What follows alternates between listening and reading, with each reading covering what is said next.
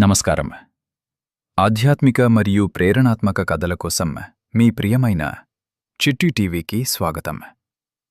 ఈరోజు మనం వినబోయే కథ రాజును తాకిన చిన్నారి, జీవితానికి గొప్ప పాఠం.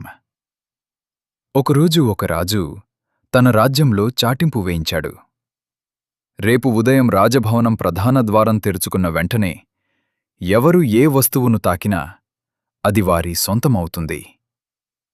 ఈ వార్త విన్న ప్రజలందరూ ఆనందంతో రాత్రంతా రాజభవనం ద్వారం దగ్గరే వేచి ఉన్నారు. కొందరు అనుకున్నారు, నేను బంగారం ముట్టుకుంటాను. మరికొందరు విలువైన ఆభరణాలు తీసుకుంటాను. ఇంకొందరు గుర్రాలు, ఏనుగులు, ఆవులు ముట్టుకుంటాను.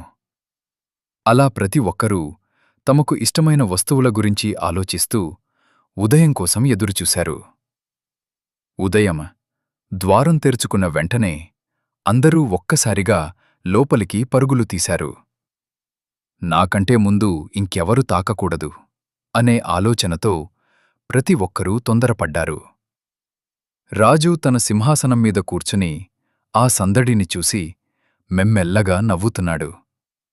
అప్పుడే గుంపులోంచి ఒక చిన్న అమ్మాయి ముందుకు వచ్చింది. ఆమెకు బంగారం మీద ఆసక్తి లేదు, ఆభరణాల మీద కోరికలేదు. ఆమె నేరుగా రాజు దగ్గరకు వెళ్ళింది. మెల్లగా తన చిన్న చేతులతో రాజును తాకింది. ఆ క్షణంలోనే రాజుకి సంబంధించినవన్నీ కూడా ఆ చిన్నారి సొంతమయ్యాయి. ప్రియమైన వారలారా, రాజు ఇచ్చిన ఆ అవకాశంలాగే దేవుడు కూడా మనకు ప్రతిరోజూ అవకాశమిస్తాడు. కాని మనం ఏమీ కోరుకుంటాం? దేవుణ్ణి కాదు, ఆయన సృష్టించిన ప్రాపంచిక వస్తువులను, బంగారం, ఆస్తి, పేరు, ప్రతిష్ట. కాని ఒకసారి మనం పరమాత్మను స్మరిస్తే, ఆయన మనవాడైతే, ఆయన సృష్టించిన ప్రతిదీ కూడా మనదే అవుతుంది. దేవుడు తల్లిలాంటివాడు. పిల్లవాడు తల్లిని వదిలి బొమ్మలతో ఆడుకుంటే, తల్లి అతను బొమ్మలతోనే ఆడనిస్తుంది.